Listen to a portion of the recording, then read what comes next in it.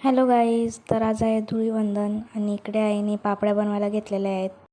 पापड्या बनवायला आईला मी सुद्धा मदत केली आणि खूप मजा आली मदत करायला. हे मी असं काहीतरी पहिल्यांदाच ट्राय केलं.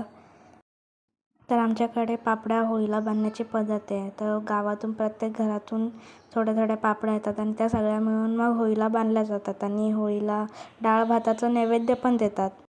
तर इकडे होलिका दहन झालेलं आहे. सगळे नैवेद्याचं ताट घेऊन होलिकाभोवती फिरत आहेत आणि तुम्ही बघू शकता पापड्यावरती लावलेल्या आहेत.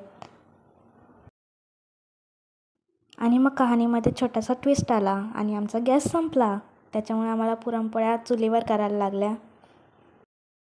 आणि मग पुरणपोळी बनवून झाल्यानंतर होलिकामधून आणलेल्या खोबऱ्याचं टिक्का सगळ्यांना लावला, त्यांच्या पाया पडलो आणि अशा प्रकारे आमचा होलिका दहन सेलिब्रेट झाला.